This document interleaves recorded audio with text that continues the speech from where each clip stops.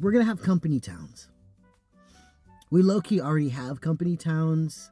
The technocrats and the plutocrats have been floating this around, especially in the Midwest. So company towns are going to be a thing. And because of all these warehouse fires, we're going to see a large upscale in surveillance within companies, right? So like y'all remember back in the day, everybody used to be really upset with Amazon because they were like spying on their workers all the time just to make sure that they just were doing their jobs and doing it, pretending to be as happy as possible to do it and shit. What was once something that was very scary is not going to become standard. All of that shit is under insurance, right? So you're going to have to prove to insurance companies as a business that you do everything that you possibly can to mitigate disgruntled workers so they don't burn your shit down. So that means surveillance. So that means cameras everywhere. So that means automatic tracking. So that means another avenue for companies like Palantir to do corporate espionage.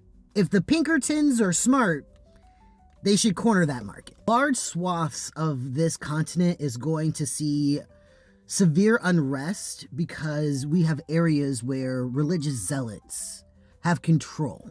Like in Nigeria, you got like Boko Haram all the way on like that far east end and shit. You know, like there's pockets of zealot control of countries. That's what we're going to see in America. Probably in the South, most likely in the South, but we're going to have a whole section of religious zealot infighting. Because quiet as it's kept, as much as the Protestants seem like a united front, that's only when it comes to niggers and fags, okay? They are only united in their hatred of black people and the queers. That's it. All right, we're going to have corporate control over literally fucking everything to the point of company towns having a resurgence. And we're going to have infighting amongst the Protestants because there's going to be a power vacuum. And not every denomination is made equal. And they don't like each other as much as everyone else thinks that they do. Bicoastally, we're going to see probably a bit of a resurgence of leftist politic. You know, considering those are the, you know, the far corners of this country, New York City, LA, New York State, California, really the entire West Coast, especially the West Coast, because those are strongholds for anti-capitalist movements to kind of stay alive and exist. They are also a place for them to incubate and grow and strengthen and try things out and figure things out. And that might be for the better, you know, for the next couple of years, because whoever is going to be the corporate overlords of those respective areas, that's who they're going to be practicing all of that surveillance and police brutality and shit on. One of the groups, you know, like that's who they're going to be focusing on, unless the anti-capitalist movements are smart enough to have an underground branch. I think now is the perfect time to really pay attention to what's happening in Iran and how Iran has been able to rebuff America for as long as they have. There's certain items of leverage that you need, and either you need to acquire them or realize that you have them and start utilizing them. And that is something that I don't think most of the anti-capitalist movements, especially the ones that have some type of strength in either of these areas, are at a point.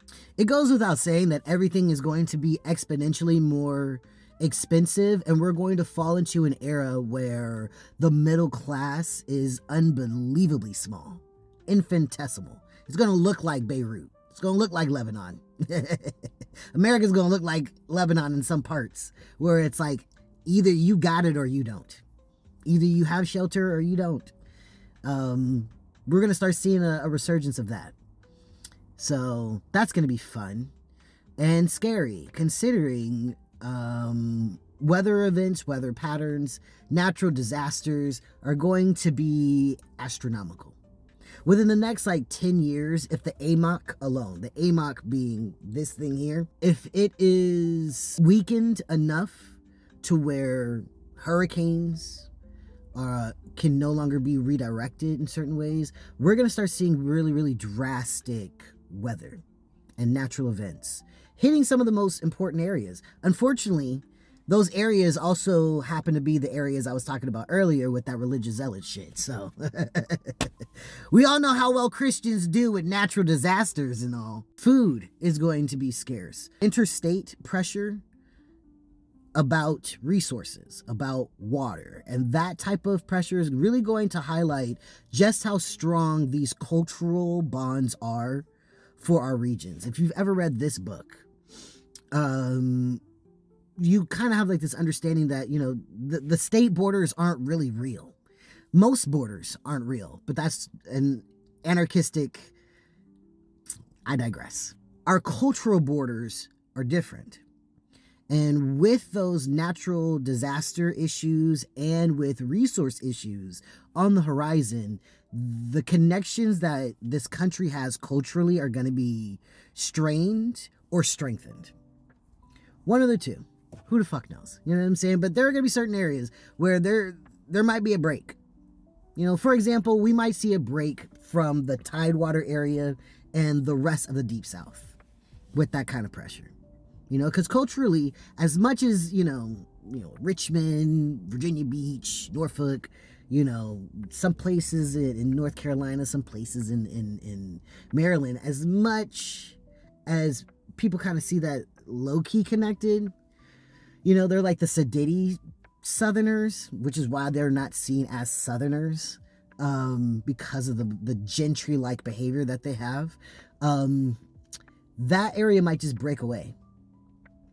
Or, you know, you'll start seeing them break away from some of the political and financial efforts of the South. Just culturally, things are different, and probably needs will break that, possibly.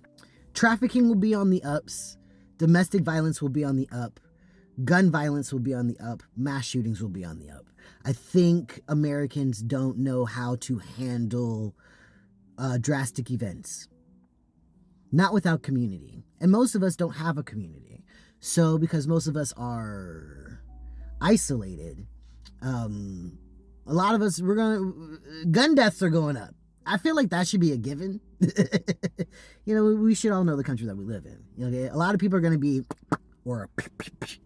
all throughout the next couple of years, especially decades. Oh my God. Irreversible damage is what's going to happen. But I'm going to leave on a happy note. I think that even with this fall, or, you know, step down from U.S. hegemony, the Gen Beta, whoever comes after Gen Alpha, will be will bring back literacy. I think everybody is kind of learning that it was a mistake to not help these kids read, and people are going to course correct rather quickly. I think Gen Z and their kids absolutely going to course correct. They'll be like, ugh, God. Millennials, the younger millennials are already trying to get niggas to read. So I think Gen Beta. We're bringing literacy back, y'all. Fuck yeah.